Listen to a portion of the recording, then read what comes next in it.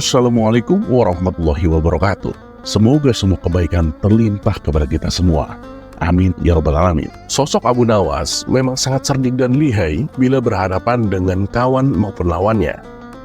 Bahkan beberapa lawannya kapok dan tak berani menantang Abu Nawas untuk berdebat lagi.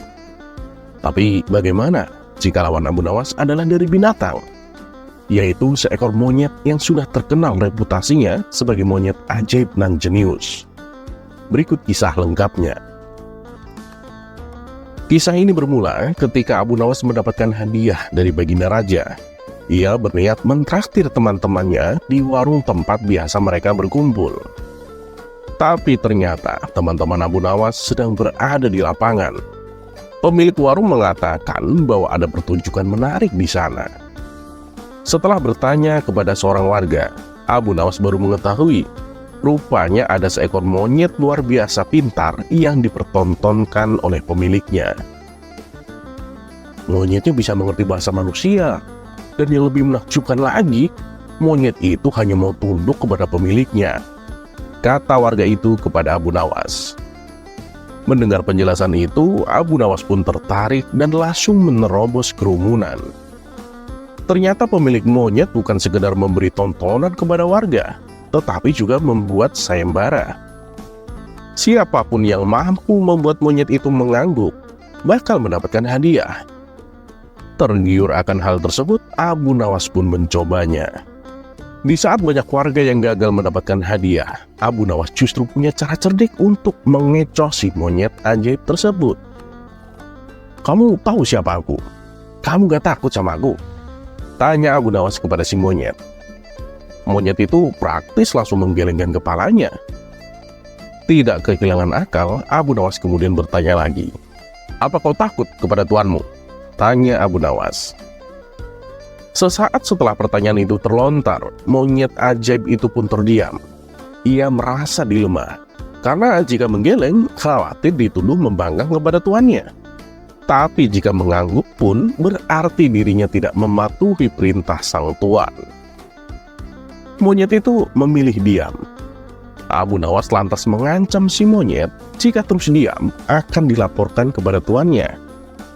Dengan berat hati, monyet ajaib itu mengangguk karena memang si monyet takut kepada tuannya. Dan tentu saja Abu Nawas mendapatkan hadiah. Tapi malang nasib si monyet yang kemudian dipukuli oleh sang tuan karena mengangguk. Setelah kejadian itu, tuan si monyet kembali melatih monyetnya, tapi dengan arahan yang berbeda. Karena kemarin menggelengkan kepala ternyata gagal, maka sekarang si tuan melatih agar si monyet mau menganggukkan kepalanya. Usai berlatih, akhirnya monyet itu hanya mau mengangguk. Sehingga tantangan berikutnya adalah siapa saja yang berhasil membuat monyet itu menggelengkan kepalanya, maka ia berhak mendapatkan hadiah. Abu Nawas kembali tergiur dan mencoba keberuntungannya lagi lewat cara cerdik.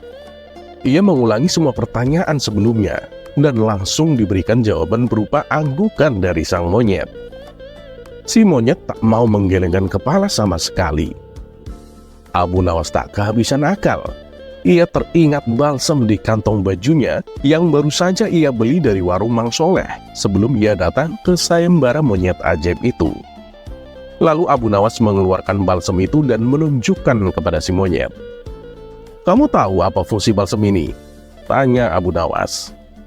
Monyet itu hanya mengangguk. "Oke, boleh ku gosok selangkanganmu dengan balsam ini?" tanya Abu Nawas kembali. Si monyet pun mengangguk, karena memang yang ia tahu adalah hanya mengangguk. Lantaran si monyet mengangguk, Abu Nawas benar-benar melakukan aksinya dan membuat si monyet kepanasan.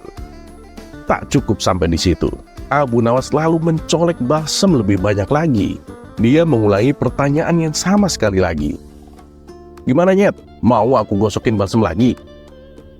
Ketakutan mulai menghampiri si monyet dan akhirnya ia menyerah dengan menggelengkan kepalanya.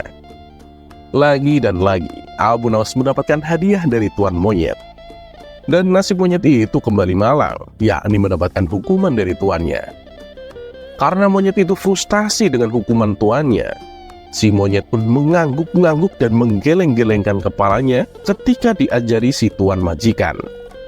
Kabarnya anggukan dan geleng-geleng si monyet semakin menjadi ketika mendengar musik metal dan dugem.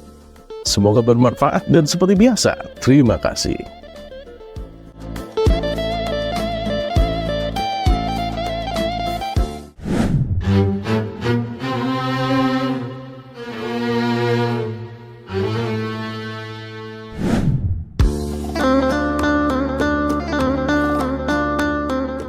Assalamualaikum warahmatullahi wabarakatuh. Semoga semua kebaikan terlimpah kepada kita semua. Amin ya rabbal alamin. Beberapa bulan belakangan ini, Baginda Raja terlihat sangat sibuk mengurusi segala permasalahan di negerinya. Mulai dari masalah ekonomi, masalah pertahanan, dan keadilan untuk rakyatnya. Para pejabat istana yang sekiranya tidak becus bekerja langsung dipecat dan diganti dengan yang baru. Gebrakan Baginda Raja yang totalitas ini akhirnya membuahkan hasil. Ekonomi di negerinya menjadi stabil. Keadilan yang didapat rakyatnya juga memuaskan. Walhasil, negeri Baghdad pun menjadi makmur dan sejahtera. Setelah dirasa semuanya sudah beres, Baginda Raja pun merasa puas.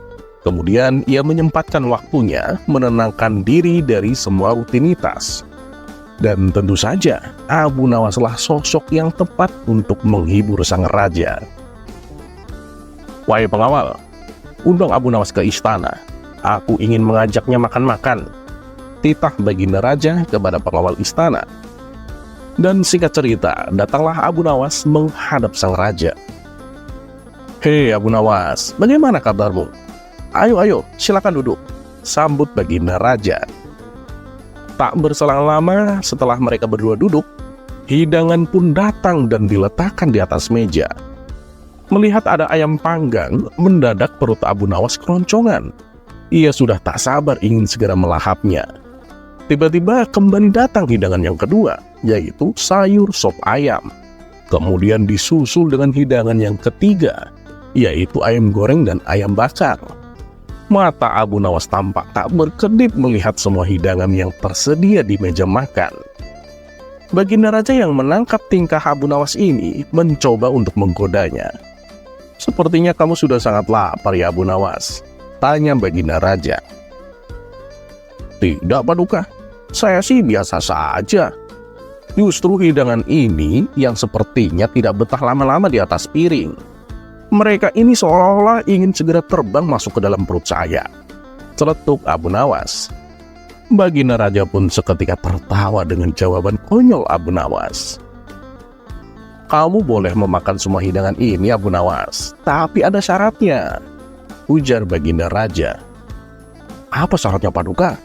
Tanya Abu Nawas dengan tidak sabar. Nah, ini berhubung semua menu hidangannya serba ayam, coba buatkan 2 pertanyaan sulit yang berhubungan dengan ayam, minta Baginda Raja. Aduh, Baginda Raja ini ada-ada saja. Perut sudah keroncongan, masih saja dikerjain, batin Abu Nawas. Setelah berpikir sejenak, Abu Nawas pun mulai dengan pertanyaan yang pertama. Baiklah Paduka, apa yang membedakan antara nama manusia dan nama ayam? Kata Abu Nawas memberikan pertanyaan. Baginda Raja pun mencoba berpikir untuk menemukan jawaban. Namun akhirnya ia menyerah. Pertanyaanmu sangat sulit Abu Nawas. Gak nemu aku jawabannya. Beritahu aku, apa jawabannya? Pinta Baginda Raja. Bedanya, ketika manusia masih hidup, namanya banyak sekali. Ada Hasan, ada Harun, ada Ibrahim, ada Sarmun, dan masih banyak lainnya. Tapi ketika meninggal, namanya hanya menjadi satu, yaitu almarhum. Sedangkan ayam, ketika masih hidup, namanya cuma satu, yaitu ayam. Tapi ketika mati, namanya menjadi banyak. Ada ayam panggang, ayam bakar, ayam goreng, ayam tiren, dan masih banyak lagi yang lainnya. Jelas Abu Nawas. Spontan Baginda Raja pun tertawa mendengarnya. Pinter juga kamu Abu Nawas. Sekarang berikan aku pertanyaan yang kedua, balas Baginda Raja. Pertanyaan yang kedua ini Paduka. Apa nama bagian ayam yang tidak pakai kata ayam?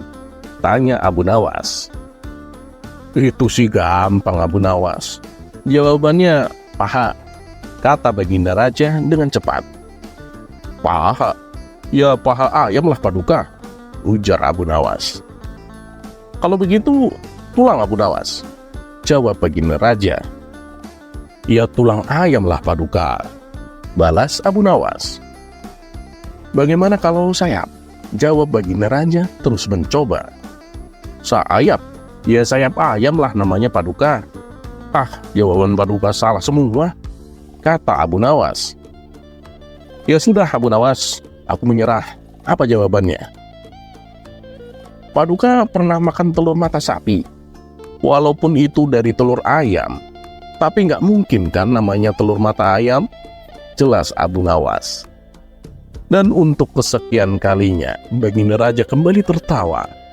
Mereka berdua pun akhirnya mulai menyantap hidangan.